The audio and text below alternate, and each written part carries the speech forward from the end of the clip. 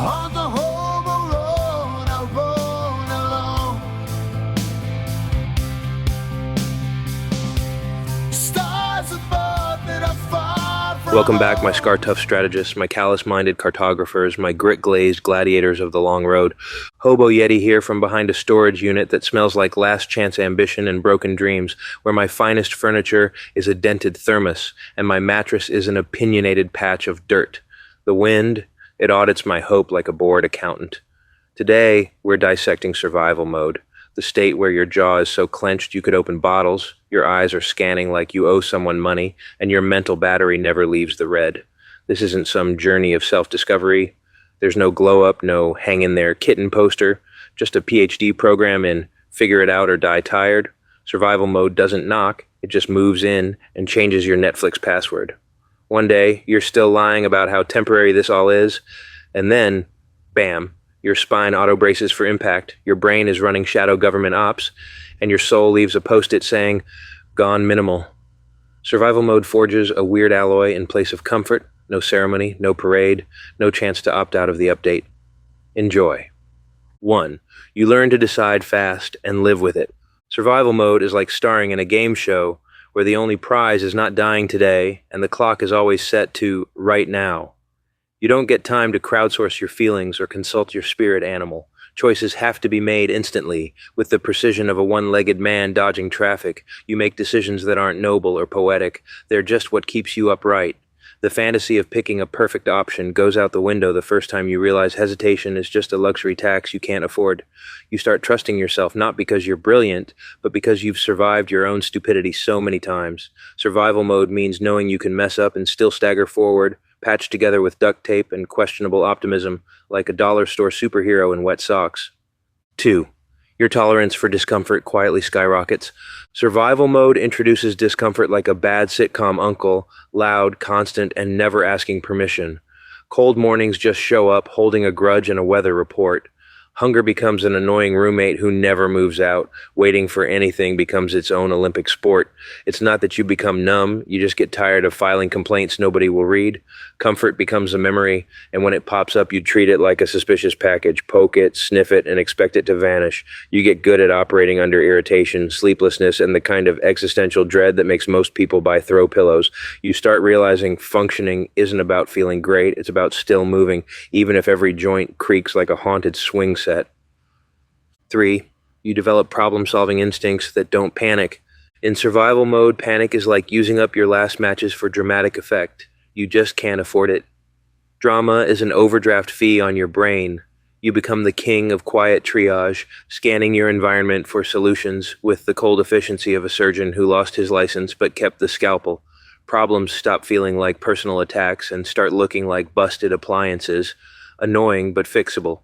You improvise solutions because you have to, not because you want to audition for a reboot of MacGyver. After a while, when chaos puts on a tie and tries to look professional, you spot it a mile away. You already know what to do. Roll your eyes, grab some wire, and get back to work, because panic's just another bill collector you're ignoring. 4. You learn who you are without applause. Survival mode is like being the only contestant on a reality show that nobody watches. No likes, no gold stars, no one even handing you a juice box for effort. In the silence, you finally meet yourself. And let's just say it's not always a flattering reunion. You find out if you'll keep going when nobody notices or cares, and what you do when the only feedback is your own echo. You learn which principles stick and which ones were just set dressing. Later, when people offer praise, it feels nice but kind of irrelevant because you've already seen yourself grinding it out in the dark, with nothing to show but stubbornness and maybe a slightly better immune system. 5. Your priorities become brutally clear. Survival mode is a ruthless editor. It slices out everything that doesn't contribute to staying alive. Feelings, nostalgia, that decorative rock collection. You learn to spot the difference between what you need and what's just weighing you down. Life gets brutally simple, not because it's finally easy, but because clutter is now a threat. You don't hoard anything, not junk, not baggage, not even friendships that drain more than they fill. When you finally get a break, you don't rush to refill every gap. You remember how much everything used to cost in sweat, in sleep, in sanity, and you keep it lean on purpose. Clutter and chaos already tried to drown you. You're not offering them a towel. 6. You build emotional calluses. not walls. Survival mode doesn't give you time to build walls, too much work, not enough concrete. Instead, you grow calluses. Your heart gets a rougher surface, not so feelings can't get in, but so they don't wipe you out every time life throws a brick. Fear, loneliness, anger, they all still show up. They're just stuck in the nosebleed seats now. You learn to let emotions come and go, like poorly reviewed touring acts. It doesn't make you an emotional zombie. If anything, you're more alive, just not wasting energy on melodrama. Later, when normal people freak out about small stuff, you just shrug and offer them your last emotional band-aid because you've been bleeding and bandaging for years. 7. You learn to rest without guilt. Rest in survival mode isn't a guilty pleasure, it's damage control. When the grind is non-stop, you discover real quick that "I'll sleep when I'm dead" is just a stupid way to get there faster. You nap when you can, wherever you can, and you stop caring if you look lazy to people whose biggest hardship is deciding between oat milk or soy. There's no applause for passing out on a park bench, but you're not auditioning for America's Got Endurance. Sleep is triage, not indulgence.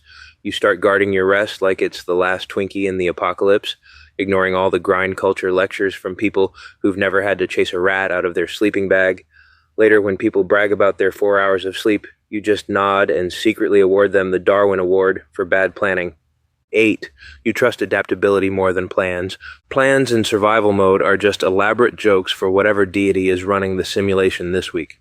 You make them, sure, but only to have something to laugh at when the weather, the cops, or a nosy raccoon decides to throw a plot twist. Adaptability becomes your main hustle. You pivot so often you start to think you should be wearing a tutu. Nothing goes as intended. Every day is choose your own adventure with half the pages missing. When the universe chucks your itinerary in a mud puddle, you just invent a new one out of napkins and spite. Later, when others crumble because their reservation got canceled, you almost pity them. If you weren't too busy inventing Plan Z and hoping it doesn't involve running from sprinklers again. 9. Your confidence becomes quiet and durable.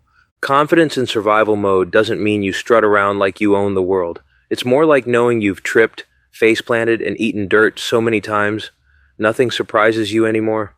You get a grim kind of pride from surviving things that would have made your past self cry or quit. You don't have to puff yourself up or convince anyone you're tough. The evidence is written in calluses and in jokes with yourself. Your victories are private, sometimes petty, and often involve finding a dry patch of ground or a leftover pack of crackers. Later, when people boast about winning at life, you just smile and let them have it because you know the real win is still being here after life's tried its best to evict you. 10. You realize strength isn't dramatic, it's consistent. Strength in survival mode isn't a montage of heroic moments. It's the 1,000 unfilmed, uncelebrated acts. Dragging yourself out of a soggy tent, making do with stale food, patching up a ripped tarp with chewed gum, and showing up for another day that's probably gonna suck. There's no rousing soundtrack, just the sound of your own feet, and maybe a raccoon heckling you from the shadows. You don't need a crowd to witness it, because nobody is handing out medals for not giving up. Later, when people mistake loudness for strength, you don't bother correcting them. You know strength is just quietly not quitting, even when everything in you is composing a resignation letter to the universe. Living in survival mode isn't a badge or a blessing. It's a forge. It reshapes you quietly, without ceremony, without asking if you're ready. One day you notice you're standing differently, steadier, harder to knock loose. Not because life got kinder, but because you got capable. If you're still in it, keep going. If you stepped out, don't forget what it built. Survival mode doesn't make you special. It makes you functional when things stop being fair, and that matters. I hope your road is a good one, and if you're homeless, I hope it doesn't suck for you. And remember, resilience is just your ability to operate while everything around you is an insult. And take care.